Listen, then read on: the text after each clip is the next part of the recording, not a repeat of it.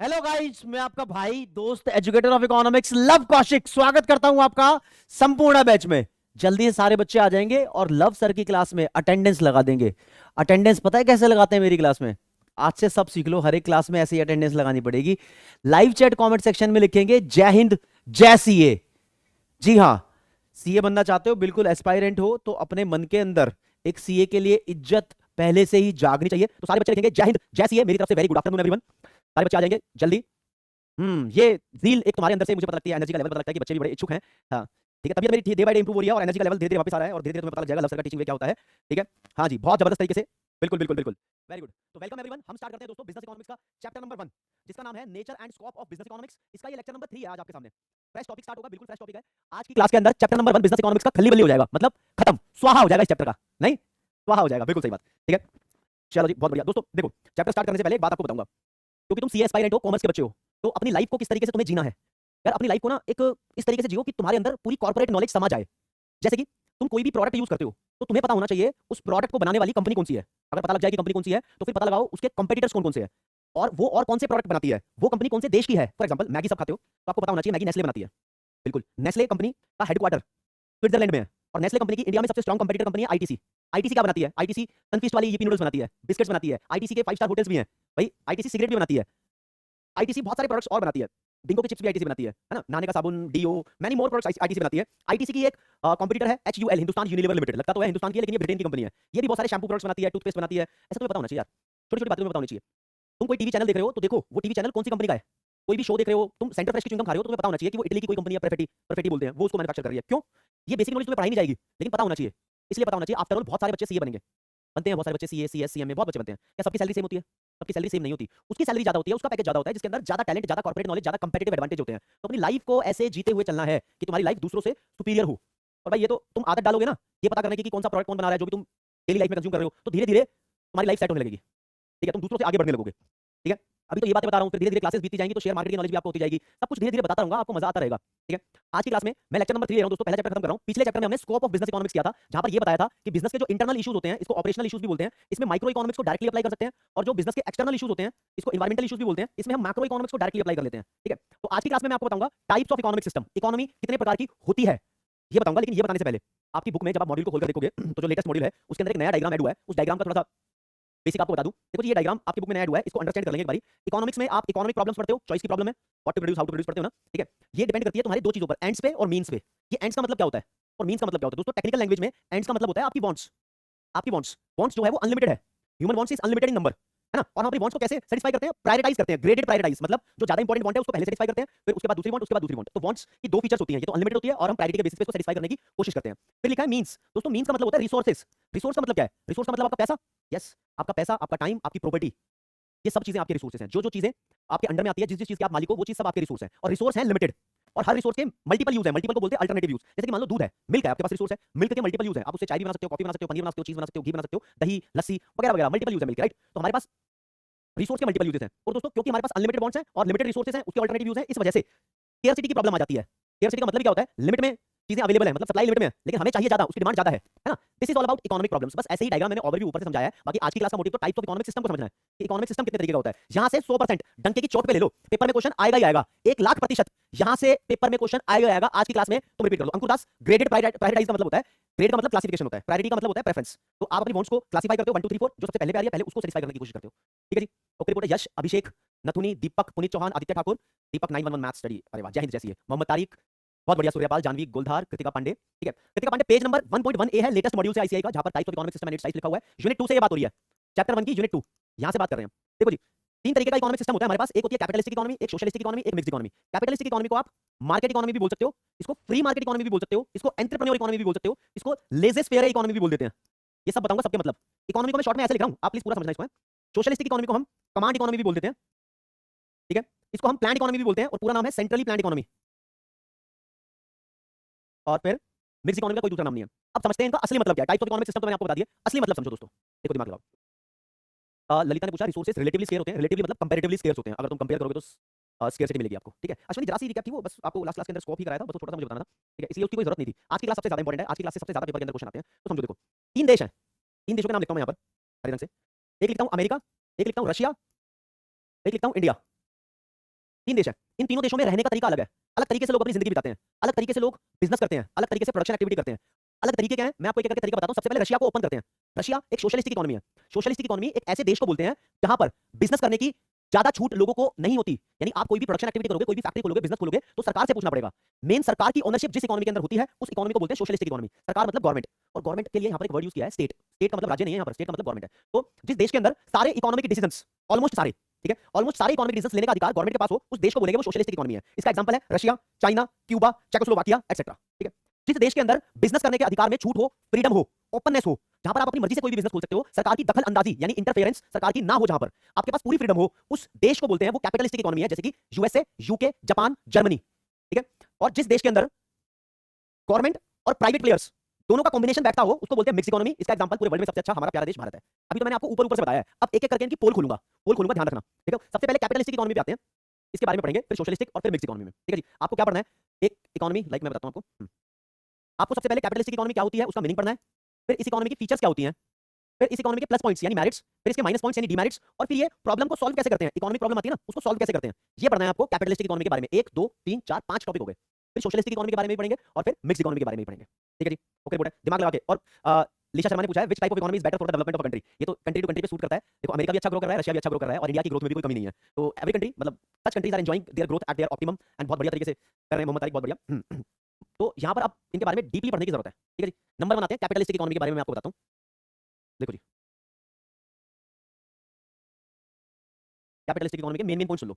इसको market economy भी बोलते हैं दोस्तों। ये एक ऐसी इकोनॉमी है जहां पर ज्यादातर रिसोर्सेज प्राइवेट ओनरशिप में होते हैं, यानी सरकार नहीं, हम जैसे तुम जैसे प्राइवेट सेक्टर के लोग अपनी दुकानें खोल सकते हैं, अपने खेतों में काम कर सकते हैं, जो मन करेगा उस चीज का प्रोडक्शन कर सकते हैं, कोई भी बैन नहीं है किसी भी चीज पे। ठीक है, ये ऐसे देश को बोलते हैं कैपिटलिस्टिक इकोनॉमी। सरकार की कोई दखलंदाजी नहीं है। ऐसे देशों की खास बात क्या होती है, ऐसे देशों में ना देखो दुकानदार वो सामान ज्यादा बनाते हैं जिस सामान को बनाने में उनका प्रॉफिट ज्यादा हो, तो यहां पर प्रॉफिट मोटिव होता है। बेसिकली सबसे ज्यादा प्रॉफिट पे फोकस किया जाता है। कहते हैं प्रॉफिट मेन चीज है, मेन चीज को बोलते हैं मेन स्टे। प्रॉफिट मेन चीज है यहां पर। लेकिन दोस्तों ये ख्याल रखा जाता है अब दुकानदार तो उस सामान को ज्यादा बनाएगा जो सामान कंज्यूमर खरीदना चाहता हो। तो यहां पर कंज्यूमर किंग पिन होता है, ऐसा बोला जाता है, लेकिन सच्चाई क्या है वो धीरे धीरे बताऊंगा। कंज्यूमर किंग पिन है, कंज्यूमर को जिस चीज की जरूरत है बिजनेस उसका पता करते हैं और बिजनेस उसी चीज को प्रोड्यूस करने में लग जाते हैं, उसी कमोडिटी को बनाएंगे। ठीक है, आप इस वाली इकोनॉमी को तब अच्छे से जानोगे जब मैं सोशलिस्टिक इकोनॉमी आपको पढ़ा रहा हूं ना, तब कंपैरिजन होती रहेगी हाथ के हाथ। ठीक है, ठीक है, ओके बोले, ठीक है जी, ओके बोले, चलो जी। लेकिन दोस्तों अब देखो ना, कैपिटलिस्टिक इकोनॉमी प्रॉफिट वालों की इकोनॉमी है, काम धंधे वालों की इकोनॉमी है। इस तरीके की इकोनॉमी के अंदर एक मेन चीज होती है, जैसे अमेरिका लो, ऐसे देशों के अंदर ना इनकम की इनक्वालिटी बहुत ज्यादा हो जाती है। इनकम इनक्वालिटी बहुत ज्यादा हो जाती है ऐसे देशों के अंदर, यानी अमीर लोग और अमीर होते रहते हैं। जैसे एप्पल जैसी कंपनी है, अमेज़न जैसी कंपनी है, मेटा फेसबुक वाली कंपनी है, धीरे धीरे यही कंपनी ग्रो कर रही है। छोटी छोटी कंपनी, गरीब वाली कंपनी गरीब रह जाती है, अमीर कंपनी और अमीर होती जाती है। अब तुम कहोगे इसमें लॉजिक है, अब लॉजिक नहीं, ये देखने को मिला है, ये हमने हिस्ट्री में देखा है, इसलिए हम बता रहे हैं। अब पॉइंट नंबर 1, क्या कोई ऐसा देश है जहां पर हर एक रिसोर्स पे प्राइवेट ओनरशिप हो, यानी सरकार का रूल ना हो? नहीं। 100% कोई भी कैपिटलिस्टिक इकोनॉमी नहीं है पूरे वर्ल्ड के अंदर। 100% कोई भी कैपिटलिस्टिक इकोनॉमी नहीं है। थोड़ा बहुत तो यार तुम यार बम, गन, बारूद, असला ये भी अपनी मर्जी से बना सकते हो क्या? नहीं नहीं, छोटी छोटी चीजों पर सरकार का रूल आता है यहाँ पर। तो एक बहुत छोटा सा रोल गवर्नमेंट का भी होता है रिसोर्सेज पे, लेकिन मेन रोल प्राइवेट सेक्टर का ही होता है। लेकिन जहां पर प्राइवेट सेक्टर का मेन रोल होता है ना, वहां पर लेबर की ऐसी तैसी हो रही होती है। मतलब बोल दिया लेबर को भाई तेरे को 8 घंटे काम करना है और तेरी सैलरी 50,000 रुपए, उससे 8 की जगह 11-12 घंटे काम करवा लेते हैं। पता है ना, ऐसी तैसी हो रही होती है। जो बंदे कैपिटलिस्टिक इकोनॉमी में काम कर रहे हैं, पूरा वर्क का प्रेशर दिमाग पे हो रहा होता है, कंपनियां भर भर के काम लेती हैं एम्प्लॉय से, तो ऐसा बोलते हैं कि एम्प्लॉयज की फ्रीडम को एक्सप्लॉइट किया जाता है, ऐसा बोलते हैं। लेकिन इसके अपोजिट अगर तुम रशिया में देखो ना, रशिया में सोशलिस्टिक इकोनॉमी है, यहाँ पर हर चीज पे सरकार का कंट्रोल है। यानी कोई इक्की दुक्की छोटी मोटी अगर तुम्हें घर के नीचे दुकान खोलनी हो तो वो तुम खोल सकते हो, उस पे प्राइवेट ओनरशिप है। लेकिन बड़े बड़े काम धंधे खोलने पर गवर्नमेंट की ही ओनरशिप है। जो सरकार चाहेगी वही होगा, जो सरकार चाहेगी देश में वही प्रोड्यूस होगा। आप अपनी मर्जी से जितना चाहे उतना गेहूं, चावल या स्टील या कोई भी चीज प्रोड्यूस नहीं कर सकते, गवर्नमेंट का ही मेन रोल है वहां पर। तो गवर्नमेंट वहां पर क्या करती है ना, वहां पर किसी को ज्यादा अमीर नहीं होने देती। तुम्हें पता है चाइना और रशिया बहुत बड़ी कंट्री है, लेकिन दुनिया के सबसे अमीर आदमी चाइना और रशिया से बिलोंग करते हैं क्या? नहीं, यहाँ पर कोई अमीर हो रहा होता है तो सरकार उनको बहुत ज्यादा टैक्स लगा के पैसा खींच लेती है, उसको ठंडा कर देती है। क्यों? क्योंकि उस ज्यादा पैसे को वो गरीबों को डिस्ट्रीब्यूट करने में हेल्प लेती है। यानी एक इनक्वालिटी का लेवल जो होता है ना, अमीर और गरीबी के बीच का लेवल, उसको कम करने की कोशिश करती है। तो पेपर में क्वेश्चन आता है, question number 1, inequality of income कौन सी टाइप ऑफ इकोनॉमी में ज्यादा होती है? तो कैपिटलिस्टिक इकोनॉमी में इनक्वालिटी ऑफ इनकम ज्यादा होती है, क्योंकि जिनके पास ऑलरेडी पैसा है वो और ज्यादा प्रोडक्शन करके ज्यादा पैसा कमाते रहते हैं, गरीबों को बहुत ही कम आगे बढ़ने का मौका मिलता है। लेकिन गरीब आगे भी बढ़े हैं, अच्छे स्टार्टअप कर लेते हैं, धीरे धीरे आगे बढ़ते हैं, ऐसा नहीं है कि नहीं बढ़े। तो 100% बातें इसके अंदर नहीं है, लेकिन ज्यादातर फीचर्स पाई जाती हैं। तो चलो स्टडी करते हैं। नंबर 1 कैपिटलिस्टिक इकोनॉमी आपके मॉड्यूल के हिसाब से। तो देखो जी, कैपिटलिस्टिक इकोनॉमी के बारे में जो लिखा है, it is economic system in which all means of production are owned and controlled by the private individuals for profit. एक ऐसी इकोनॉमी है जिसके अंदर सारे resources basically means private individuals के द्वारा होल्ड किए जाते हैं, इनकी ओनरशिप होती है ताकि ये प्रॉफिट कमा सके। Private property is the main stay, यानी बैकबोन, मेन चीज, इसकी रीढ़ की हड्डी है प्राइवेट प्रॉपर्टी, जहां पर profit motive is the driving force. Driving force का मतलब होता है क्या चीज तुम्हें एनकरेज करती है, क्या चीज तुम्हें मोटिवेट करती है। तो यहां पर प्रॉफिट मोटिवेट करता है, तो इनडायरेक्टली आप बोल सकते हो profit is the mainstay, private property और profit is the mainstay in the capitalism. Mainstay का मतलब मेन चीज, right. The government has a limited role in the management of the economic affairs under this system. Affairs का मतलब things, economic things को manage करने में government का बहुत लिमिटेड रोल होता है। यानी सच्चाई में 100% प्राइवेट कंट्रोल इकोनॉमी कोई नहीं है, थोड़ा बहुत रोल तो सरकार का भी यहां पर है। इसके कुछ एग्जांपल देखोगे कौन कौन से बनते हैं, US, UK, Germany, Japan, Mexico, Singapore etcetera. मतलब आपसे क्वेश्चन पूछ सकता है, कुछ कंट्री के आपको नाम देगा और बोलेगा कौन सी कैपिटलिस्टिक इकोनॉमी है, तो इनमें से ही नाम देगा, मॉड्यूल के अंदर से ही आएंगे। ठीक है, ओके रिपोर्ट है। मनीष, ये आप पूछ रहे हो मॉड्यूल में ये कहां पर है, तो बाबू सबसे पहले मैंने पेज नंबर बताया 1.18 पे है, यूनिट नंबर 2 पे। ठीक है जी। फीचर्स देखेंगे हम, कैपिटलिस्टिक इकोनॉमी की फीचर्स है ना, इन डिटेल मॉड्यूल में एक्सप्लेन की हुई है। लेकिन आपको पता है ना कि आप यहां पर थ्योरेटिकल पेपर के लिए स्टडी नहीं कर रहे हो। जैसे कि मान लो लॉ में आप पढ़ोगे तो मॉड्यूल में जो चीज लिखी हुई है उसकी हेडिंग और उसकी एक्सप्लेनेशन पूरी प्रॉपर पढ़ोगे, क्योंकि आपको राइटिंग में लिखनी है यहां पर। लेकिन इकोनॉमिक्स में आपके पास एमसीक्यू क्वेश्चन आएगा। ठीक है, एमसीक्यू क्वेश्चन आएगा तो ये जो हेडिंग्स है ना यही आएंगी, और इसके अंदर का मसाला है जो मैं बोल के समझा रहा हूं, समझ में आनी चाहिए आपको चीज, राइट। तो फीचर्स ऑफ कैपिटलिस्टिक इकोनॉमी में पहला दिया राइट टू प्राइवेट प्रॉपर्टी, लोगों के पास अपनी प्रॉपर्टी खरीदने का, प्राइवेट प्रॉपर्टी खरीदने का अधिकार है, लोग ओनर बन सकते हैं, बिल्कुल बन सकते हैं। फ्रीडम ऑफ एंटरप्राइज है, एंटरप्राइज का मतलब बिजनेस, आपके पास फ्रीडम है कि आप अपना बिजनेस खोल लो, जब आप ओनर बनोगे तो बिजनेस भी खोल लोगे ऑब्वियसली, है ना। नेक्स्ट है फ्रीडम ऑफ इकोनॉमिक चॉइस। अब देखो दोस्तों, ये पॉइंट है ना सेकंड वाले पॉइंट्स के साथ मिक्स ही हो रहा है, लेकिन अलग कर दिया है। मतलब आपको अपना बिजनेस खोलने का अधिकार है, फ्रीडम ऑफ एंटरप्राइज, आपको अपनी मर्जी से चूज करने का अधिकार है कि तुम क्या कंज्यूम करना चाहते हो, कंज्यूमर बन के सोच लो, तो this is freedom of economic choice. हर एक फर्म प्रॉफिट मोटिव के पीछे पड़ी हुई है। यहाँ पर कंज्यूमर सोवरेनिटी, सोवरेनिटी का मतलब क्या होता है, सोवरेनिटी को हिंदी में बोलते हैं संप्रभुता, संप्रभुता, ठीक है, इंग्लिश में बोलते हैं सुप्रीमेसी, सुप्रीमेसी। कंज्यूमर की ही यहाँ पर ज्यादा चलती है, जिस चीज की जरूरत कंज्यूमर को है प्राइवेट सेक्टर के लोग उसको ही बनाते हैं। क्यों? अगर प्राइवेट सेक्टर के लोग अपनी मर्जी से कुछ भी बनाने लगे और कंज्यूमर को उसकी जरूरत नहीं है तो प्राइवेट सेक्टर तो बर्बाद हो जाएगा, खरीदेगा नहीं सामान, तो इसलिए कंज्यूमर सोवरेनिटी है, और ये बहुत इंपॉर्टेंट पॉइंट है, समझे। कंज्यूमर किंग पिन है यहाँ पर दोस्तों। यहाँ पर कट थ्रोट कंपटीशन होता है। कंपटीशन कैसा होता है, कट थ्रोट, कट थ्रोट का मतलब गला काट कंपटीशन। हर एक कंपनी कंपटीशन करने में लगी हुई है, हर एक कंपनी कंपटीशन करने में लगी है, सब एक दूसरे से आगे निकलना चाहते हैं क्योंकि सारे प्राइवेट प्लेयर हैं। अब पेप्सी और कोक आपस में भिड़े हुए हैं, तुम्हें पता ही है, ठीक है, दोनों कोल्ड ड्रिंक ज्यादा बेचने में भिड़े हुए हैं, ठीक है। कार की कंपनीज में कंपटीशन है, आप देख रहे हो, ठीक है, मोबाइल फोन की कंपनीज में कंपटीशन आप देख रहे हो, तो ये चीज है, ठीक है। एब्सेंस ऑफ गवर्नमेंट इंटरफेरेंस, यहाँ पर सरकार का रोल एब्सेंट होता है, यहाँ ऐसा लिखा है, लेकिन एक्सप्लेनेशन में जो सही चीज आएगी ना, गवर्नमेंट का यहाँ पर लिमिटेड रोल होता है, बहुत जरा सा, इतना सा रोल होता है। मतलब कोई मर्डर कर देगा उसको सजा तो गवर्नमेंट ही देगी यार, वोट वोट देगा ना, तो इतना भी 100% प्राइवेट सेक्टर का नहीं होता, ठीक है। हाँ राम शर्मा, ठीक है, ठीक है, ठीक है। आशुतोष दीक्षित, आप जो फिजिकल बुक्स हैं वो जनवरी के पहले हफ्ते में आप लोगों के घर तक पहुंच जाएगी, और आज मैं आपकी बुक से भी कुछ सैंपल लेकर आया हूं, तो आपको मजा आने वाला है कि बुक का मामला भी यहाँ पर है। अब देखो दोस्तों, कैपिटलिस्टिक इकोनॉमी के कुछ फायदे होते हैं, कुछ एक्स्ट्रा बेनिफिट्स होते हैं जो आपको यहाँ पर मुझे बताने हैं। जैसे कि मैं बात करूं, देखो, जिस देश में सरकार की ज्यादा चलती है ना, जैसे कि क्यूबा, चेकोस्लोवाकिया, चाइना, रशिया, यहाँ पर टेक्नोलॉजिकल प्रोग्रेस इतनी ज्यादा नहीं होती जितनी जापान में होती है, अमेरिका में होती है, यूके में होती है। क्यों? क्योंकि ये लोग ना प्रॉफिट कमाने के चक्कर में कुछ ना कुछ नया इनोवेट करते रहते हैं, आईफोन अपडेट होता रहता है, कुछ ना कुछ करते रहते हैं, इनोवेशन, टेक्नोलॉजिकल प्रोग्रेस करते रहते हैं ताकि इनको प्रॉफिट ज्यादा हो। और चाइना, रशिया, चेकोस्लोवाकिया जैसे देशों में क्या है, यहाँ सरकार की चल रही है, सरकार ठंडे बस्ते में काम करती है, सरकार कहती है लोगों का भला होना चाहिए, टेक्नोलॉजिकल इंप्रूवमेंट तो बाद में भी कर लेंगे, समझे। तो कुछ बेनिफिट देख रहे हैं भाई कैपिटलिस्टिक इकोनॉमी के। ये जो कैपिटलिस्टिक इकोनॉमी के बेनिफिट्स यहाँ लिखे हुए हैं, ये आपको ज्यादा तब समझ में आएंगे जब आप सोशलिस्टिक इकोनॉमी को अंडरस्टैंड करना शुरू करोगे, और सोशलिस्टिक इकोनॉमी में इसके बाद ही आपको बताने वाला हूं, ठीक है। ललिता बिन पूछ रही है सर इसका मतलब capital economy is the best. नहीं नहीं, कैपिटल इकोनॉमी, कैपिटलिस्टिक इकोनॉमी में नुकसान भी है कुछ, मैं समझाऊंगा ना अभी, समझाऊंगा। पहले फायदे देख लो। देखो दोस्तों, मॉड्यूल के अंदर अगर तुम इनको देखोगे तो आपको इन डिटेल मिलेंगे। मैंने आपके लिए वो पॉइंट ढूंढ कर निकाले हैं जो पेपर में आएंगे, मतलब इनसे आपको वास्ता है, ये आपके काम के होने चाहिए, ठीक है। हाँ, ये आशुतोष तुम नोट डाउन कर सकते हो, लेकिन नोट डाउन करने की जरूरत क्या है, ये तो मैंने लिखी हुई है।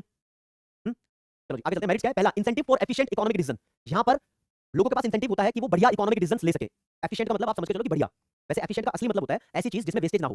तो रिसोर्स को इस तरीके से यूज करते हैं जहां पर वेस्टेज ना हो, क्योंकि कंपटीशन ज्यादा होता है ना, तुम वेस्ट करोगे तो तुम लॉस में जाओगे, लॉस में जाओगे तो बंद हो जाओगे, कंपनी बंद हो जाएगी, तो लॉस में जाने का स्कोप नहीं बनता, समझे। तो इसलिए यहाँ पर इंसेंटिव होता है इकोनॉमिक डिसीजन का। अगला, कंज्यूमर्स को बेनिफिट मिलता है, कंज्यूमर्स आर बेनिफिटेड क्योंकि फ्रीडम ऑफ चॉइस है कंज्यूमर को। अब देखो ना यार, कैपिटलिस्टिक इकोनॉमी में बहुत ज्यादा कंपटीशन है, बहुत सारी फर्म्स हैं जो एक सेम सामान बना रही है, तो कंज्यूमर का जो मन करेगा वो खरीदेगा। लेकिन अगर सोशलिस्टिक इकोनॉमी होती तो उस देश में सरकार बहुत सारा कंपटीशन नहीं होने देती, एक दो फर्म को अलाउ करती है या खुद बनाती है, वहां पर चॉइस की इतनी फ्रीडम नहीं होती, ठीक है। अगला, incentive for innovation and technological progress. Company लगातार अपडेट करती रहती है अपने प्रोडक्ट को और नई नई टेक्नोलॉजी लेकर आती है ताकि कंज्यूमर को मजा आए और कंज्यूमर फिर नया सामान खरीदे, ठीक है जी। अगला, preserve fundamental rights like freedom, right to freedom और राइट टू प्राइवेट प्रॉपर्टी। मतलब जो इंसान के बेसिक राइट्स है ना, फंडामेंटल को बोलते हैं बेसिक राइट्स, इंसान के बेसिक राइट्स को ये बचा के रखती है, प्रिजर्व करके रखती है। जैसे सोशलिस्टिक इकोनॉमी होती है, इंसान के पास चॉइस का राइट नहीं है, मतलब वो चूज नहीं कर सकता कि इतने सारे प्रोडक्ट्स में से एक खरीदेगा, वहां गवर्नमेंट ने लिमिट रखी है। यहाँ पर उसके पास चॉइस है, यहाँ पर उसके पास चॉइस है कि वो अपनी मर्जी की प्रॉपर्टी खरीद ले, ऐसा देखा। लेकिन सोशलिस्टिक इकोनॉमी में नहीं है। इंसेंटिव का मतलब है आदित्य एनकरेजमेंट है, ठीक है, ओके। अगला, इस टाइप ऑफ इकोनॉमी में उस बंदे को रिवॉर्ड मिलता है जो इनिशिएटिव लेकर आगे बढ़ता है अपनी एंटरप्राइज में, यानी ऐसे एंटरप्राइज और बंदों को रिवॉर्ड मिलता है। रिवॉर्ड का मतलब क्या, कोई सरकार आके यहाँ पर रिवॉर्ड नहीं देती, जो बंदे इनिशिएटिव लेते रहते हैं, नया नया चीज कुछ करते रहते हैं, उन लोगों को रिवॉर्ड मिलता है, मतलब प्रॉफिट पे प्रॉफिट कमाते रहते हैं। ये बंदे ऑटोमेटिकली प्रॉफिट कमाते हैं। जैसे कि देखो यार, अब मैं बात करूं एलॉन मस्क की, आजकल कारें चल रही है, इलेक्ट्रिक कार, ऑटोमेटिक कार, वो फटाफट से अपडेट हो गए, ई कार और ऑटोमेटिक कार में आ गया, तो फटाफट से बहुत सारे पैसे कमा रहा है, हमारा है ना। जो अपडेट नहीं कर पा रहा अपने आप को पीछे रह जाएगा। तो जो अपडेट नहीं होता ना उसको पनिश करती है ये इकोनॉमी। पनिशमेंट मतलब उसको ठोक के थोड़े से नहीं मारेगी, ऑटोमेटिकली पनिशमेंट मिल जाएगी। तुम अपने आप को इनिशिएट नहीं कर पाए, पहल नहीं कर पाए, अपने आप को अपडेट नहीं कर पाए, तो इनएफिशिएंट हो जाओगे, तुम लॉस में जाओगे, धंधा बंद हो जाएगा, ठीक है। जो इंप्रूडेंट और इनएफिशिएंट होता है वो पनिश हो जाता है। इंप्रूडेंट मतलब पुराना जो चल रहा है, ठीक है, ओके, ठीक है। चलो जी, चलो जी, चलो जी, आगे बढ़ते हैं, ठीक है।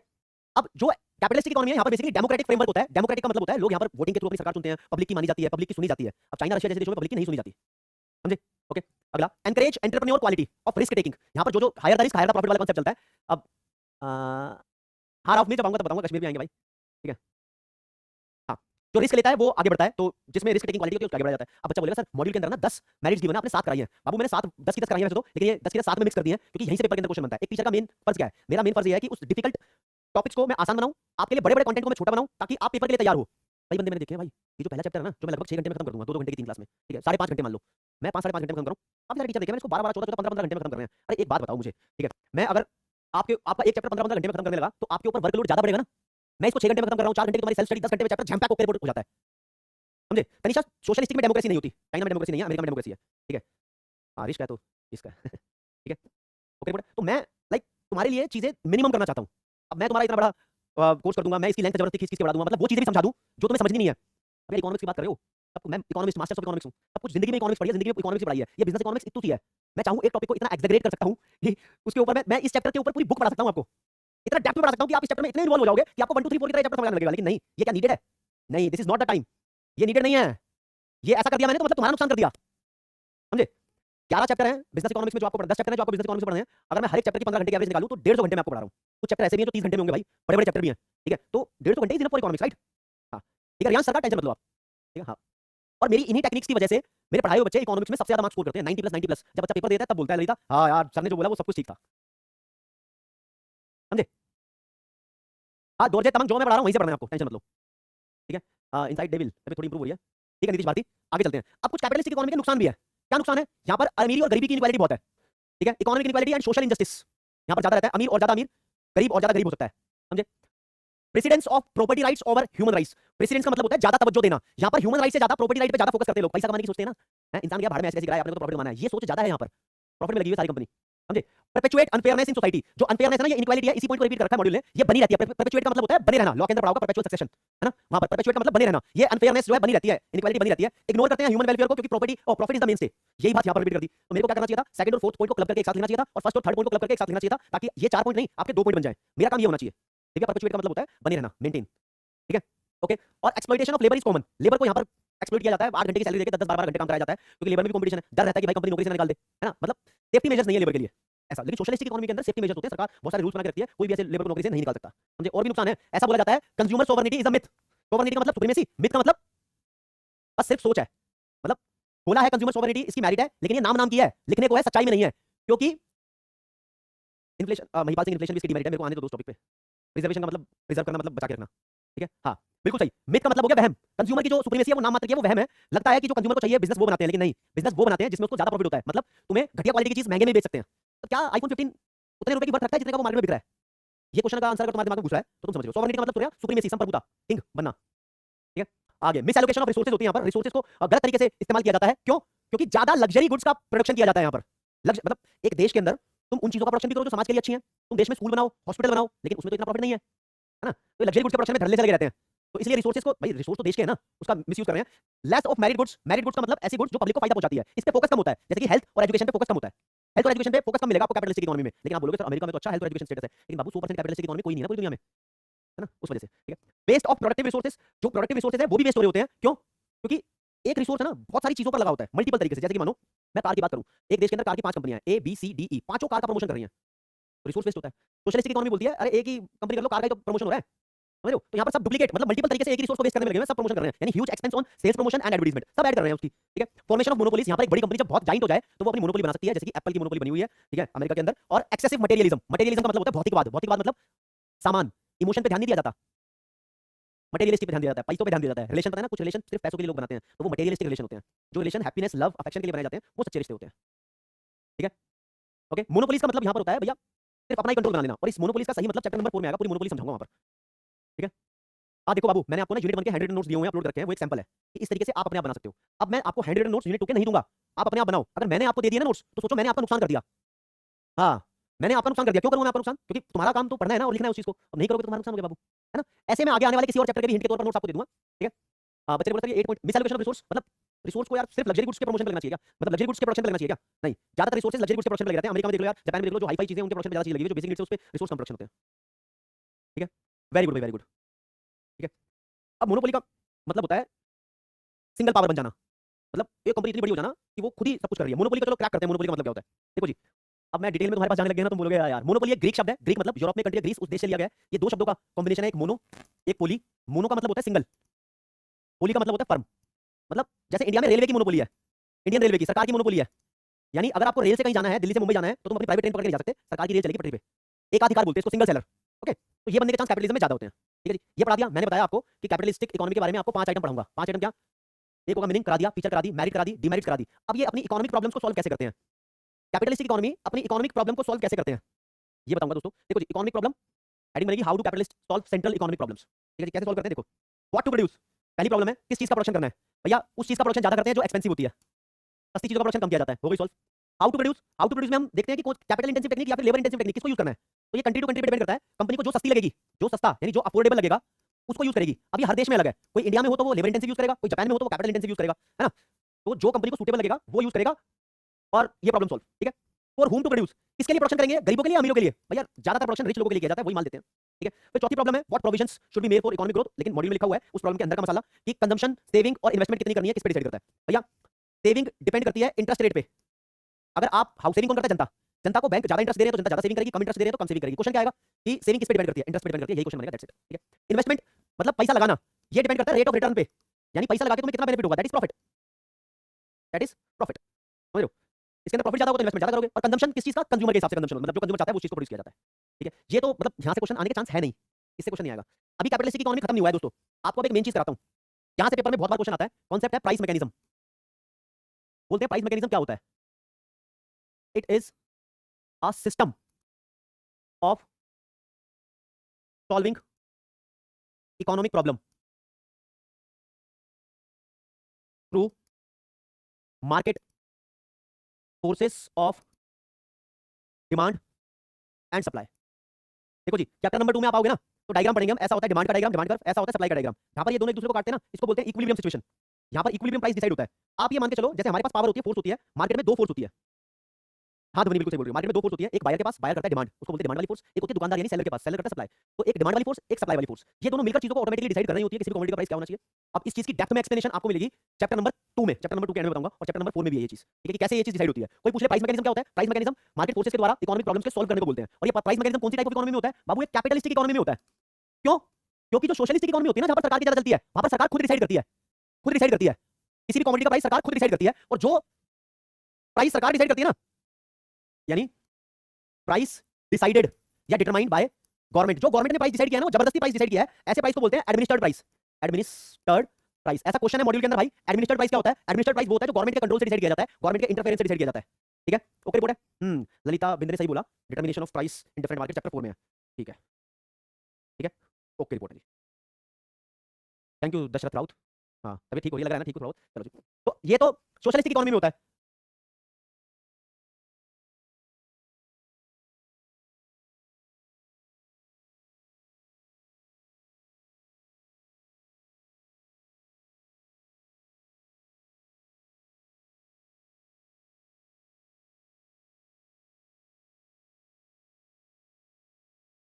हमने कैपिटलिस्टिक इकोनॉमी कवर करी है, अब आ जाते हैं सोशलिस्टिक इकोनॉमी पे। दोस्तों लिखा है the concept of socialistic economy was propounded by Karl Marx and Frederick Engels. Frederick Engels और कार्ल मार्क्स दो बंदों ने 1848 में एक किताब लिखी जिसका नाम था द कम्युनिस्ट मैनिफेस्टो। मैनिफेस्टो का मतलब एक डॉक्यूमेंट होता है, जैसे कोई पार्टी इलेक्शन लड़ती है तो इलेक्शन लड़ने से पहले अपना एक मैनिफेस्टो जारी करती है, उस मैनिफेस्टो में बताती है कि वो पार्टी देश के लिए क्या करने वाली है। तो इनका तो ऐसा नहीं था, इन्होंने बुक लिखी जिसका नाम था कम्युनिस्ट मैनिफेस्टो, कम्युनिज्म के ऊपर बात लिखी थी, लेकिन इसके अंदर ही इन्होंने सोशलिस्टिक इकोनॉमी का जिक्र किया। तो पूरे वर्ल्ड में पहली बार सोशलिस्टिक इकोनॉमी का पता इन्होंने लगाया था कि एक ऐसी इकोनॉमी होती है जहां पर सरकार का रोल ज्यादा होता है, तो ऐसी इकोनॉमी को बोलते हैं सोशलिस्टिक इकोनॉमी। और ये वेरी इंपॉर्टेंट है, ये एक नंबर का पेपर में आ सकता है, मैं इसको स्टार मार्क करूंगा, पेपर में आने लायक चीज है भाई, और ये टेस्ट में भी आने लायक चीज है, तो इंपॉर्टेंट चीजें मैं आपको बता रहा हूं। हाँ बिल्कुल, ठीक है। सत्यम मौर्य, प्राइस मैकेनिज्म सिर्फ इतना जानना है, प्राइस मैकेनिज्म का मतलब एक ऐसा सिस्टम, मैकेनिज्म मतलब सिस्टम, इसमें डिमांड और सप्लाई प्राइस को डिसाइड करते हैं, बस दैट्स इट। हाँ सूरज जरूरी तो है, लेकिन वो प्राइस मैकेनिज्म कैपिटलिस्टिक इकोनॉमी में होता है। तो लिखा है द अर्स्ट, अच्छा इतने सारे, ठीक है, एक स्टार होता है यही देता। हाँ जी चलो जी। तो लिखा है the erst USSR was an example of socialistic economy from 1970 to 1990। क्या पुराना अर्स्ट मतलब पुराना यूएसएसआर जिसको आज हम रशिया बोलते हैं, 15-16 घंटे का ग्रुप होता था 1990 तक, वो सबसे बड़ा एग्जांपल हुआ करता था सोशलिस्टिक इकोनॉमी का। लेकिन in today's world there is no country which is purely socialist. आज की दुनिया में कोई भी प्योरली सोशलिस्ट कंट्री बची नहीं है, वैसे तो प्योरली कैपिटलिस्ट कंट्री भी कोई बची नहीं है, ठीक है। Other examples of socialistic economy, Vietnam, China, Cuba, Czechoslovakia और north Korea. North Korea the world's most totalitarian state. Totalitarian state होती है डिक्टेटरशिप वाली, एक ही बंदा पूरे देश को गाइड कर रहा होता है, ठीक है, वो किम जोंग तुम्हें पता है ना। ये एक दूसरा एग्जांपल है सोशलिस्टिक इकोनॉमी का। तो बच्चा एक पूछ रहा था कमेंट सेक्शन के अंदर, उसका आंसर मिल गया होगा। Thank you Baiju Kumar. ठीक है, शिवम कुमार बोल रहे हैं सर इस टॉपिक से क्वेश्चन कैसा पूछ सकता है, ठीक है। अच्छा गोकू कोई दिक्कत नहीं है। ये अच्छा कृति पांडे ने बोला सर सेकंड वाला पैराग्राफ तो बुक के अंदर नहीं है, अरे क्या फर्क पड़ता है बाबू, लेकिन एग्जाम ओरिएंटेड है, समझे, है ना। तुम तो पढ़ रहे हो, मैं 2010 से पढ़ा रहा हूँ, 2010 से पढ़ाते पढ़ाते मुझे 2024 हो गया, 24 के बैच के लिए पढ़ रहा हूँ ना, 14-15 साल हो गया यार। नहीं हमारी पूरी फैकल्टी के अंदर सबसे ज्यादा एक्सपीरियंस टीचर हूं मैं।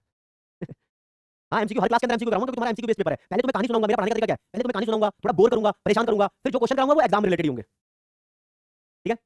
अच्छा आदित्य ठाकुर 11th का बच्चा क्या क्लास ले रहा है। चलो जी फीचर्स देख लो एक बारी, मॉड्यूल के अंदर एक्सप्लेनेशन के साथ दिए हुए ना। देखो जी मैं इसके एक्सप्लेनेशन में नहीं जाऊंगा, फीचर्स की हेडिंग आपको पढ़ाऊंगा। यहाँ पर कलेक्टिव ओनरशिप होती है सोशलिस्टिक इकोनॉमी के अंदर, जो रिसोर्स होते हैं यहाँ पर कलेक्टिवली ओन्ड होते हैं। जैसे कि मैं बोल रहा हूँ कि कैपिटलिस्टिक इकोनॉमी के अंदर जो रिसोर्स हैं, जो दुकानें हैं, जमीन है, प्रॉपर्टी है, वो प्राइवेट ओनरशिप होती है। यहाँ पर कलेक्टिवली होती है। कलेक्टिवली का मतलब आप मान के चलो ये लिखा हुआ है कि ज्यादातर चीजें सरकार के कंट्रोल में है, यानी स्टेट के कंट्रोल में। छोटी-मोटी चीजें जैसे खेत खलिहान, ये चीजें प्राइवेट सेक्टर के कंट्रोल में। तो कलेक्टिव ओनरशिप इसलिए यूज किया वर्ड लिखा है ना, there is collective ownership of all means of production, production के सभी मींस यानी रिसोर्सेज की कलेक्टिव ओनरशिप होती है।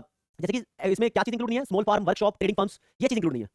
ये चीज पे छोटे-छोटे खेत है ना, छोटी-छोटी दुकानें हैं या कुछ ट्रेडिंग फर्म्स है, इस पे तुम्हारी प्राइवेट ओनरशिप हो सकती है। कलेक्टिव ओनरशिप का मतलब समझो, कलेक्टिव का मतलब ये नहीं है कि प्राइवेट और सरकार दोनों कंबाइन हो रही है, ये नहीं है। कलेक्टिव का मतलब पूरा देश ही ओनर है, टीम की ओनरशिप, पूरे देश की ओनरशिप है। देश को ही तो बोलते हैं सरकार, ठीक है। आरती बोल रही है सर मतलब 70% कंट्रोल करती है गवर्नमेंट। नहीं, 70-80% कुछ नहीं है यार, ये तो हर कंट्री में अलग-अलग है, हर सोशलिस्टिक कंट्री में अलग-अलग दिया हुआ है।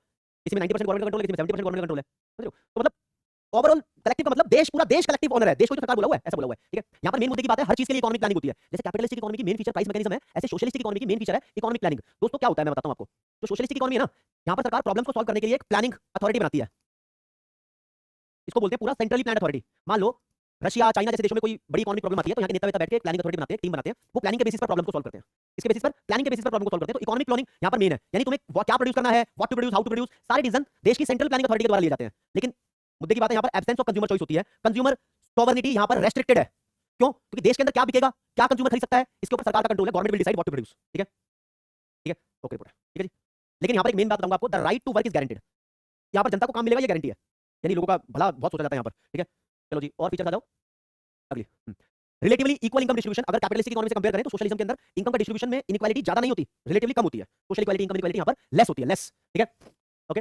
Minimum role of price mechanism, यहाँ पर प्राइस मैकेनिज्म यानी मार्केट फोर्सेस का रोल मिनिमम होता है। मिनिमम मतलब जीरो तो नहीं होता, देखो ज्यादातर चीजों का प्राइस डिसाइड करती है सरकार इकोनॉमिक प्लानिंग के थ्रू, लेकिन छोटी मोटी चीजें ना, ब्रेड बटर ऑमलेट अंडा, इन चीजों का प्राइस डिसाइड कर लेती है मार्केट अपने आप ही, यानी थोड़ा इतना सा प्राइस मैकेनिज्म होता है, इतना सा, क्योंकि 100% कोई भी सोशलिस्टिक नहीं है ना, ठीक है। हाँ जी।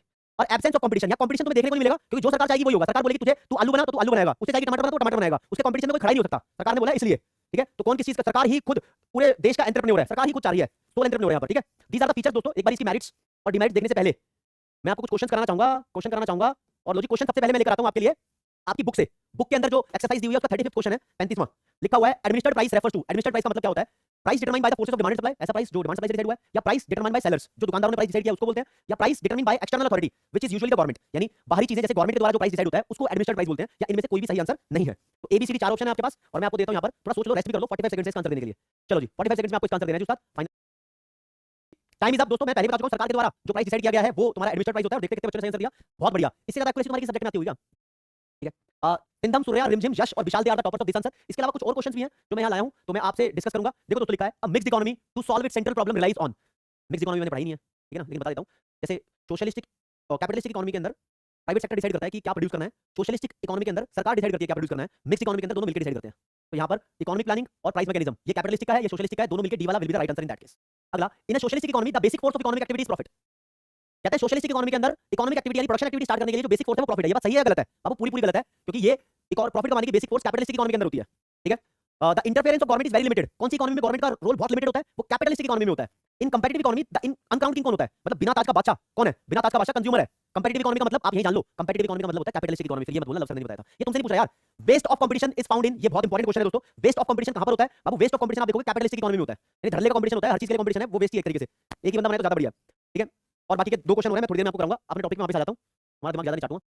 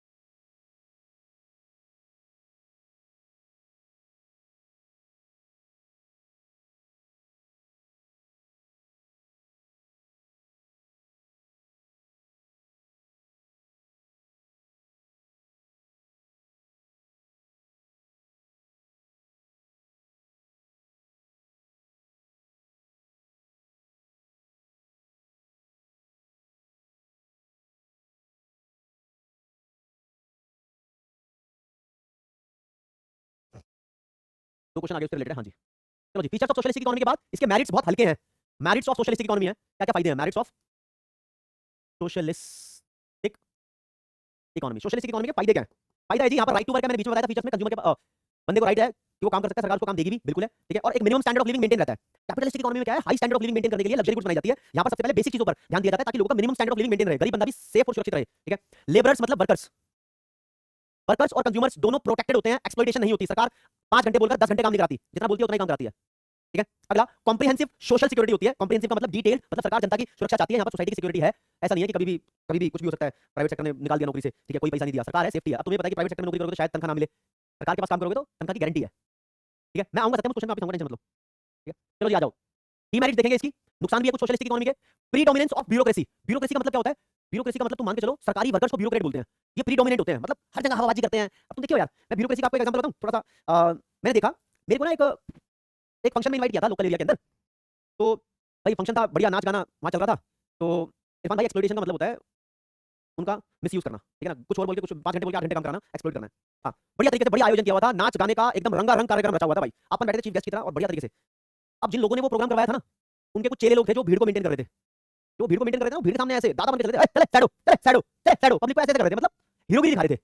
ये होते हैं ब्यूरोक्रेट। जब सरकार की चलती है ना किसी देश में, जब किसी देश में सोशलिज्म होता है तो मतलब सरकार ही सुप्रीम पावर है, तो जो सरकारी नौकर होते हैं ना ब्यूरोक्रेट, वो अपनी हवाबाजी करते हैं। हर गांव में, हर शहर में सरकार की चलती है तो लोग सरकारी अफसर से डर के रहते हैं, सरकार वो अपनी चलाता रहता है, तो डोमिनेसी करते हैं, डोमिनेट होकर दिखाते हैं, मतलब हैवी बन के दिखाते हैं। तो इसकी वजह से क्या होता है, इनएफिशिएंसी आती है और वर्क में डिले होता है, कुछ काम धंधा नहीं करते, हवाबाजी करते हैं। बाबू आ गया बाबू, अरे सेठ आदमी है भाई, सरकारी है, ठीक है। ऐसा अंग्रेजों के जमाने में बहुत होता था और आज भी होता है, ऐसी बात नहीं है, ठीक है। इंडिविजुअल्स की आजादी पर रेस्ट्रिक्शन है, बहुत रेस्ट्रिक्शन, बहुत सारी पाबंदियां लगा दी जाती है। अब तुम देखोगे जो नॉर्थ कोरिया है, वहां पर ये पाबंदी लगाई हुई है कि कोई भी बंदा अपना देश छोड़ के नहीं जा सकता, ठीक है। आजादी पर पाबंदी लगा रखी है।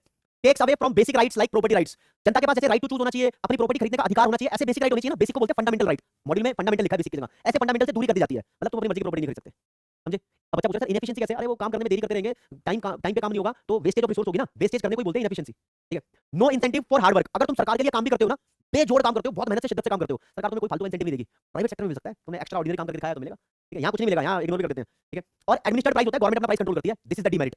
सरकार को हर चीज में टांग अड़ाने की आदत है यहाँ पर, ठीक है, बिल्कुल होती है। चलो जी, और देखो जी, सरकार की मोनोपोली होती है यहाँ पर, स्टेट मतलब गवर्नमेंट, गवर्नमेंट अपनी मोनोपोली बना लेती है बहुत सारी चीजों में, हर चीज की मालिक सरकार बन जाती है। Consumer have no freedom of choice. Consumer के पास चूज करने की फ्रीडम नहीं है, क्योंकि लिमिटेड ऑप्शन उसके पास अवेलेबल होते हैं, जो सरकार ने बनाए हैं वही उसके पास अवेलेबल है। Extreme form of socialism. अगर सोशलिज्म बहुत कैरी लेवल पे हो जाए तो is not all practicable. Practicable का मतलब प्रैक्टिकल, प्रैक्टिकल। असलियत में इट इज नॉट पॉसिबल। असलियत में 100% सोशलिज्म कहीं पर भी नहीं है और ये प्रैक्टिसेबल भी नहीं है, इट इज नॉट प्रैक्टिकल। ऐसा नहीं हो सकता भाई, हो नहीं सकता। And no importance is given to the personal efficiency and productivity. अगर तुम पर्सनल लेवल पे कुछ एक्स्ट्रा वर्क कर रहे हो तो तुम्हें कोई इंपॉर्टेंस नहीं मिलेगी। अब ये घटिया बात 9वें नंबर के पॉइंट पे लिखी है और यही बात इसने यहां पर भी लिखी है, हार्ड वर्क के लिए कोई इंसेंटिव नहीं है। दो एक चीज के दो पॉइंट बना देता है, समझ लो।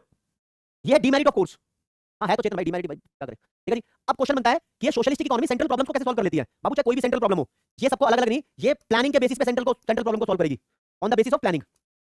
बस प्लान करेगी, जो सही लगेगा वो करेंगे, इसका कोई भी आंसर नहीं है। जैसे कैपिटलिस्टिक इकोनॉमी में था ना कि व्हाट टू प्रोड्यूस, किसका प्रोडक्शन करेंगे, लग्जरी आइटम्स का। हाउ टू प्रोड्यूस, कैसे, कौन सी टेक्नोलॉजी यूज करेंगे जो सस्ती पड़ेगी वो। फॉर होम टू प्रोड्यूस, किसके लिए बनाएंगे, रिच पीपल के लिए। कंजम्पशन सेविंग और इन्वेस्टमेंट किस पे डिपेंड करेगी, कंजम्पशन सेविंग और इन्वेस्टमेंट, मैंने बताया था आपको, सेविंग डिपेंड करेगी इंटरेस्ट पे, इन्वेस्टमेंट डिपेंड करेगी रेट ऑफ इंटरेस्ट पे, और कंजम्पशन डिपेंड करेगा कंज्यूमर चॉइस पे, ठीक है। ये चीज बताई थी। यहां पर ऐसा नहीं है सब कुछ सरकार की प्लानिंग पे डिपेंड करेगा। It is all about socialistic economy. अब आएंगे दोस्तों मिक्स्ड इकोनॉमी पे। मिक्स्ड इकोनॉमी लाइक हमारा प्यारा देश भारत। इस पे आने से पहले कुछ क्वेश्चन हो जाए, क्वेश्चन। मैं आपको यहां लेकर गया था, देखो जी, छठे नंबर पे लिखा है क्वेश्चन, और डुअल सिस्टम ऑफ प्राइसिंग, नहीं दिखा डुअल सिस्टम ऑफ प्राइसिंग कौन सी इकोनॉमी में होता है। डुअल का मतलब दो। अब देखो, मेन प्राइस कैपिटलिस्टिक इकोनॉमी के अंदर प्राइवेट सेक्टर डिसाइड करता है, मतलब मार्केट फोर्स डिसाइड करती है। सोशलिस्टिक इकोनॉमी में प्राइस को डिसाइड करती है गवर्नमेंट। जब मिक्स हो जाती है ना, मिक्स इकोनॉमी कैसी इकोनॉमी है जिसके अंदर कुछ फीचर्स कैपिटलिस्टिक इकोनॉमी की मिलेगी, कुछ फीचर्स सोशलिस्टिक इकोनॉमी की मिलेगी। तो यहाँ पर डुअल सिस्टम ऑफ प्राइस आता है, दोनों मिलकर प्राइस डिसाइड करते हैं। कुछ चीजों का प्राइस सरकार डिसाइड करती है, कुछ चीजों का प्राइस मार्केट फोर्स अपने आप डिसाइड कर लेती है। तो ये मिक्स इकोनॉमी के अंदर होता है, C will be the right answer, ठीक है। और लिखा है one of the important feature of capitalistic economy is, capitalistic economy की एक इंपॉर्टेंट फीचर बताओ। चार फीचर है, इकोनॉमिक प्लानिंग, दूसरा इकोनॉमिक इक्वालिटीज, फिर प्राइस मैकेनिज्म, फिर social welfare. A economic planning, B price mechanism, C economic equalities, D social welfare. Capitalistic economy की कौन सी फीचर है आपको बताना है, 30 सेकंड्स आपके पास, पोल के अंदर बता दो मुझे, इस क्वेश्चन का आंसर दे दो आप। चलो जी,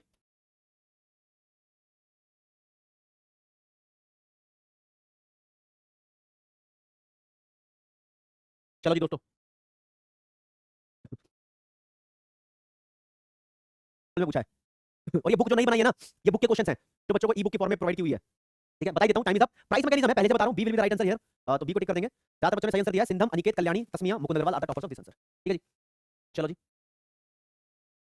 आ जाओ जरा अपनी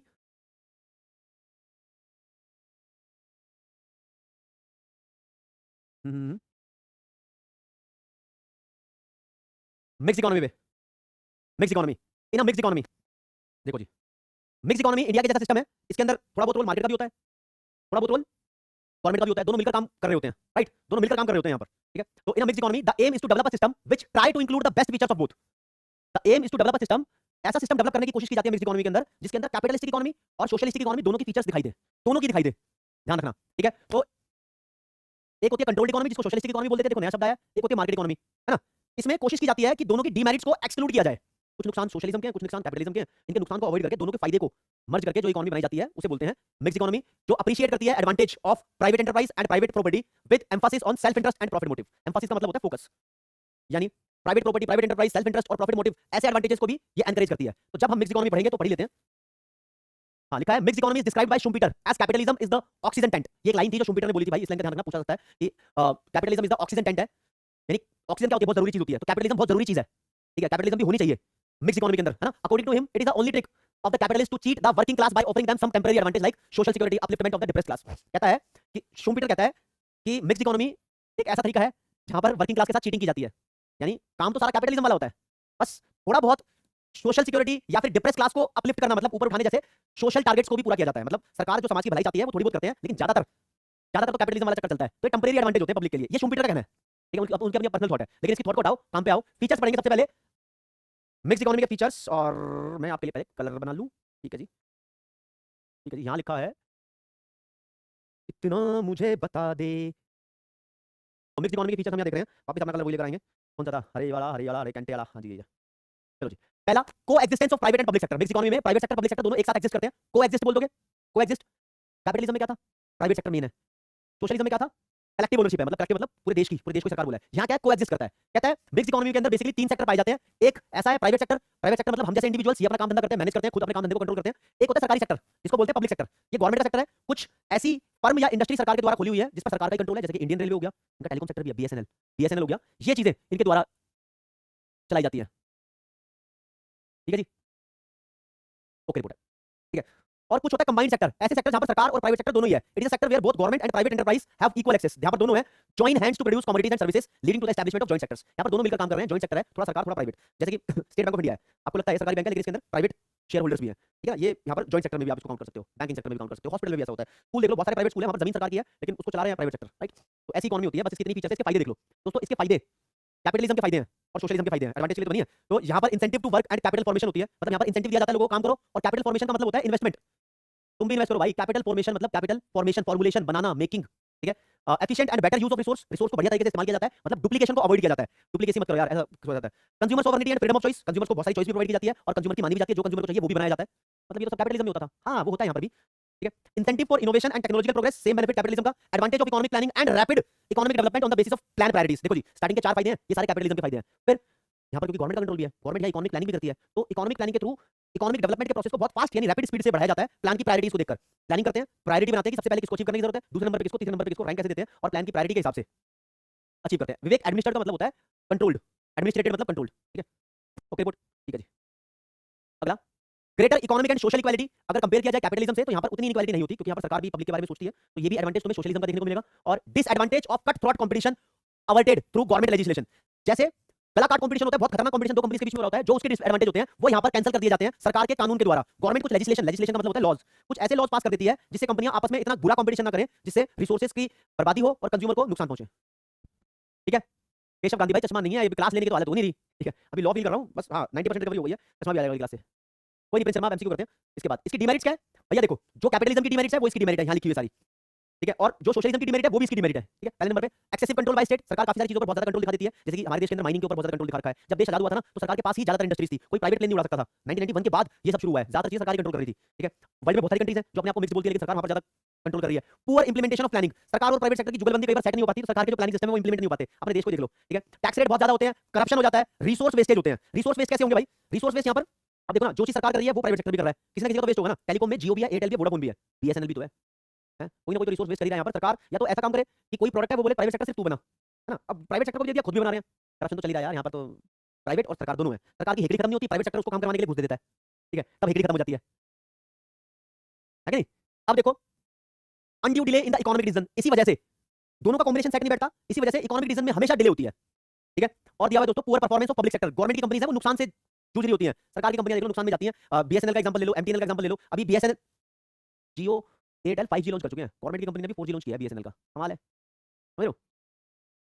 ठीक है, तो it is difficult to maintain proper balance between public sector and private sector, दोनों में बैलेंस बनाना ही मुश्किल हो जाता है। ये लाइन मॉडल में साफ लिखी है। तो देखो, जैसे कुछ नुकसान कैपिटलिज्म के हैं, कुछ नुकसान सोशलिज्म के हैं, तो वो दोनों नुकसान मिक्स इकोनॉमी को झेलने पड़ते हैं। अगर दोनों को फायदे उठा रही है तो दोनों का नुकसान भी होगा, ठीक है ना। तो दोस्तों ये सब था इसके बारे में, और लिखा है hence mix economy is not always a golden path. यानी मिक्स इकोनॉमी अगर कैपिटलिज्म और सोशलिज्म दोनों का बेनिफिट कर रही है तो इसके कुछ नुकसान भी है, तो हमेशा यही गोल्डन पाथ नहीं है। सच्चाई में रशिया भी अच्छा कर रहा है यार, अमेरिका और जापान अच्छा कर रहे हैं, तो रशिया चाइना भी अच्छा कर रहा है, और कौन कह रहा है कि नॉर्थ कोरिया बुरा है? मतलब कुछ भी कर रहा हो लेकिन है तो बड़ा। अब किसी ने बोला सर मिक्स इकोनॉमी के अंदर टैक्स रेट ज्यादा क्यों होता है? क्यों का कारण नहीं है भाई, ज्यादा रखा हुआ है, रखा है तो यहाँ पर डिमेरिट है, हो ही रहा है ऐसा। ठीक है, आओ जरा क्वेश्चन आंसर पे आओ मेरे पास। अब इसके बाद देखो दोस्तों मैं बताता हूँ, यहाँ पर कुछ कंपैरिजन दे रखी है कैपिटलिस्टिक, सोशलिस्टिक और मिक्स इकोनॉमी की कुछ बेसिस पे। ये आपको सेल्फ रीड करना है, आसानी से आप कर लोगे क्योंकि मैंने यही चीज आपको पढ़ाई हुई है। ये रीड करना, ध्यान रखना, ठीक है। ये तीनों रीड करने के बाद आपका चैप्टर खत्म हो जाएगा, कोई दिक्कत नहीं है, ठीक है। ओके, चलो जी, चलो जी, आ जाओ उस्ताद क्वेश्चन आंसर। अब मैं आपसे क्वेश्चन आंसर पूरे चैप्टर के पूछ रहा हूँ।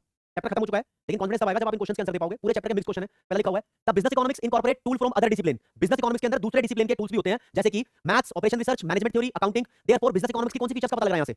बिजनेस इकोनॉमिक्स इंट्रा डिसिप्लिनरी है या इंटर डिसिप्लिनरी या मल्टी डिसिप्लिनरी या फ्लेक्सी डिसिप्लिनरी? मतलब इन चारों में से एक शब्द इस्तेमाल किया गया था, किया था ना वो, सांप मिंट। सांप मिंट याद हो तो आपको, वो सांप मिंट में तो कौन सा था वो? 30 सेकंड्स आपके पास, आप आसानी से बता दोगे, बता दोगे, बता दोगे, मुझे यकीन है।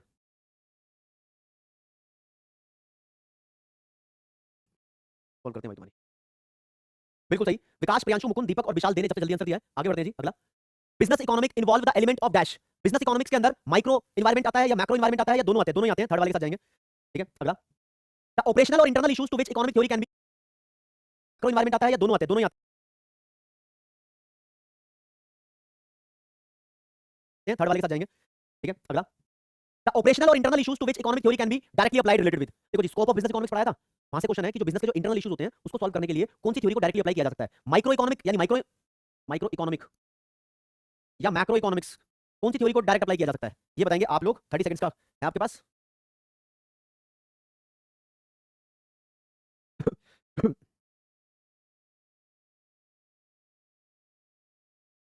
मुझे दोबारा दे दो आदित्य, बता दे रहा है, इसलिए 100% सही आंसर दिया। चलो जी, हाँ जी, which of the following is not a part of central economic problem? इन चारों में से सेंट्रल इकोनॉमिक प्रॉब्लम कौन सी नहीं है? What to produce, how to produce, for whom to produce और प्राइस फिक्सेशन। भाई ये नहीं है, ठीक है ना, प्राइस फिक्सेशन नहीं है, तो fourth one is the right answer, ठीक है। आज की क्लास से क्वेश्चन है, which one of the following is not an example, ठीक है ना, प्राइस फिक्सेशन नहीं है, तो fourth one is the right answer, ठीक है। आज की क्लास से क्वेश्चन है, which one of the following is not an example of capitalistic economy? इन चारों में तीन कैपिटलिस्टिक इकोनॉमी है, कौन सी नहीं है वो बताओ? Japan, Mexico, Germany, Cuba. Capitalistic कौन सी नहीं है ये बताना है, 30 सेकंड तुम्हारे पास।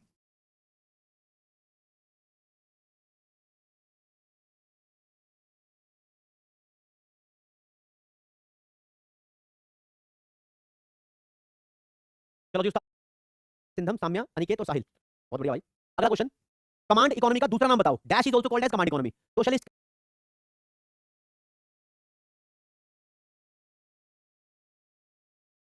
चलो जी उस्ताद, देखो जी, कैपिटलिस्टिक कैपिटलिस्टिक कैपिटलिस्टिक, ये तीनों कैपिटलिस्टिक हैं। क्यूबा में बोल बोल के भी बता रहा हूं, ये सोशलिस्टिक इकोनॉमी है, और fourth one is the right answer in that case. बोल हो गया खत्म। ज्यादा बच्चों ने सही आंसर दिया, अंकित, सिंधम, साम्या, अनिकेत और साहिल, बहुत बढ़िया भाई। अगला क्वेश्चन, कमांड इकोनॉमी का दूसरा नाम बताओ। Dash is also called as command economy. Socialist, capitalist, mixed economy या none of the above? Command economy का दूसरा नाम बताना है, ठीक है। चलो जी, कमांड इकोनॉमी का दूसरा नाम बताएंगे आप लोग।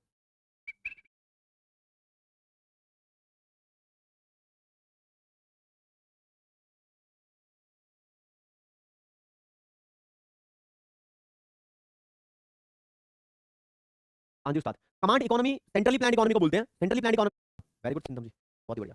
चलो जी, अभी क्वेश्चन तो है आपके लिए अच्छे खासे हैं। अगला question, which of the following statement are correct regarding business economics? Business economics से अगर बात की जाए तो इन चारों में से कौन सी लाइन सही है? पहली, business economics attempts to indicate how business policies are firmly rooted in economic principles. कहता है बिजनेस इकोनॉमिक्स ये इंडिकेट करती है कि बिजनेस की जो पॉलिसीज हैं वो कितने अच्छे तरीके से रूटेड है, रूटेड मतलब जड़े बनाए हुए हैं इकोनॉमिक प्रिंसिपल्स में। अगला, business economics use micro economic analysis of the business unit and macro economic analysis for business environment. कहता है बिजनेस इकोनॉमिक्स के हिसाब से माइक्रो इकोनॉमिक्स को यूज किया जाता है बिजनेस यूनिट में यानी इंटरनल इश्यूज में, और मैक्रो इकोनॉमिक्स को यूज किया जाता है बिजनेस एनवायरनमेंट में यानी एनवायरमेंटल इश्यूज में। ये लाइन का मतलब मैंने आपको बता दिया, ठीक है। Third, business economics takes place in a pragmatic approach, यानी बिजनेस इकोनॉमिक्स एक प्रैग्मेटिक यानी प्रैक्टिकल अप्रोच है। तो इतना ही पढ़ के तुम आइडिया लगा सकते हो। तो तीनों में से कौन सा सही है? अगर चारों तीनों सही है तो चौथा इज द राइट आंसर, ठीक है। 30 सेकंड्स यू गाइस हैव, बड़ा क्वेश्चन है, अच्छे से आप इसका आंसर दो बढ़िया तरीके से, टेक योर टाइम। देख रहा हूं मैं, कुछ बच्चों का पोल नहीं चल रहा ना, उस पोल को मैं देखता हूं पोल को देखा जाएगा। शमा परवीन, सिबाना, अनिकेत, तारीख, अभिनंदन सिंह राजपुरोहित और नंदी महतो, विकी राज, ओके ठाकुर, ठीक है, अभिनंदन, नथुनी कुमार, नंदिनी केशरी, सूर्यपाल, रुद्रा कपूर, आयुष पांडे, खुशी, सैजल, लीशा,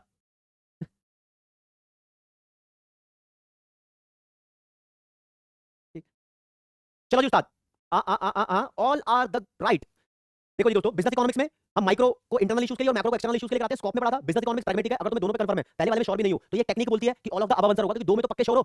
ये टेक्निक है, काफी बार एमसीक्यूज में अगर तलक भड़क हो जाए तो ऐसे ठीक करना आप। ठीक है जी, ज्यादातर बच्चों ने सही दिया। साहिल, निखिल, सामिया, सिंधम और Nikuraj are the toppers of this answer. अगले पोस्ट उस्ताद ये लो लिखा है, पहले वाले में श्योर भी नहीं हो तो ये टेक्निक बोलती है कि all of the above answer होगा, क्योंकि सूर्यपाल, रुद्रा कपूर, आयुष पांडे, खुशी, सैजल, लीशा।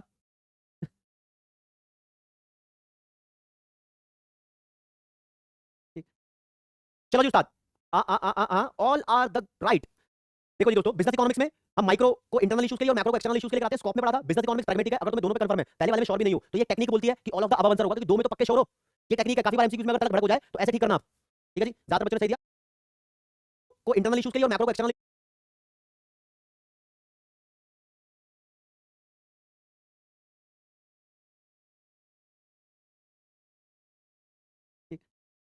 चलो जी उस्ताद। All are the right. देखो जी दोस्तों, बिजनेस इकोनॉमिक्स में हम माइक्रो को इंटरनल इश्यूज के लिए और मैक्रो को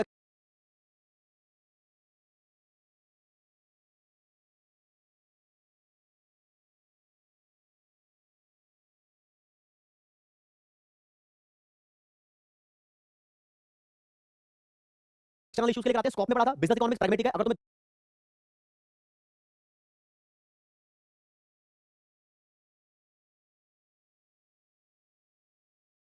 दोनों पे कंफर्म है, पहले वाले में श्योर भी नहीं हो तो ये टेक्निक बोलती है कि all of the above answer होगा, क्योंकि दो में तो पक्के श्योर हो। ये टेक्निक है, काफी बार एमसीक्यूज में अगर तलक भड़क हो जाए तो ऐसे ठीक करना आप। ठीक है जी, ज्यादातर बच्चों ने सही दिया। साहिल, निखिल, सामिया, सिंधम और Nikuraj are the toppers of this answer. अगले पोस्ट उस्ताद ये लो लिखा है, which of the following statement is correct. तीन लाइनें दी हैं, कौन सी लाइन सही है आपको ये बतानी है। पहली line, micro economics is important for study of a particular household and particular firm. एक पर्टिकुलर फर्म की स्टडी के लिए माइक्रो इकोनॉमिक्स इंपॉर्टेंट है। ओके चलो जी। दूसरी line, macro economics is important for study economic conditions of a country. एक country as a whole economic conditions के लिए मैक्रो यूजफुल होती है। या नन ऑफ द अबव, दोनों में से कोई भी सही नहीं है, या बोथ 1 एंड 2 दोनों ठीक है। ठीक है, आपको इशारे मिल गए होंगे कि what should be the right answer, दिमाग लगा लोगे। Individual micro, economy as a whole macro, कौन ठीक है आपको बताना है। हाँ मैं सही तो फिर कौन गलत, और फिर कौन गलत। चलो जी चलो जी चलो जी। सीए का है रुका, इसके आगे जग झुक्का। जिसने पढ़ ली है सीए वो नहीं रहा है भूखा। सीए है भयंकर, इसके आगे सब कंकर। समझे। जिसने पढ़ ली है सीए वो बंदे मस्त कलंदर। जय हिंद जय सीए, ध्यान रखना। ओके चलो जी दोस्तों, यहाँ पर दोनों लाइनें ठीक है, तो फोर्थ वाले के साथ सतीश जी ने एक बिजनेस कंसल्टेंट को हायर कर लिया।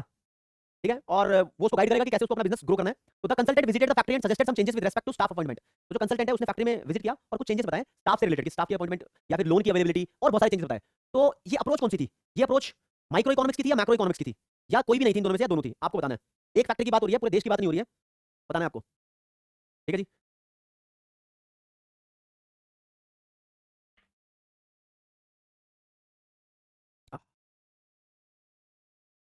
हम्म। तुनक तुनक तुनक तुनक तुनक तुनक तुनक तुनक तुनक तुनक तक तलंदर इंजन विंजन इंजन विंजन इंजन विंजन बचा ओए ओए लकी ओए लकी लकी ओए लकी लकी ओए। चलो चलो चलो जल्दी जल्दी जल्दी जल्दी। अच्छा जी, एक्सवाइजेड क्रिएटर कह रहे हैं पास करो सर, इसके पास करो भाई। अकेली फर्म की बात आ रही थी, one is the right answer. देखो आपको एक बात बताता हूं दोस्तों, मैं ज्यादा बच्चों ने सही दिया। साहिल, निखिल, सामिया, अनिकेत और सिंधम। सामिया, साहिल, निखिल और सिंधम हर क्वेश्चन के आंसर में फास्ट हो रहे हैं, बहुत बढ़िया। देखो जी, profit motive is the merit. Profit motive किस चीज की मेरिट है, किस चीज की मेरिट है प्रॉफिट मोटिव, सोशलिज्म की या कैपिटलिज्म की या मिक्स्ड इकोनॉमी की या नन ऑफ द अबव की। प्रॉफिट मोटिव किस में आता है बेसिकली, आसानी से बता दोगे आप लोग, बहुत आसानी से बता दोगे। तूने मेरी गिरबान पे हाथ डालकर अपनी मौत को दावत दिया कातिया।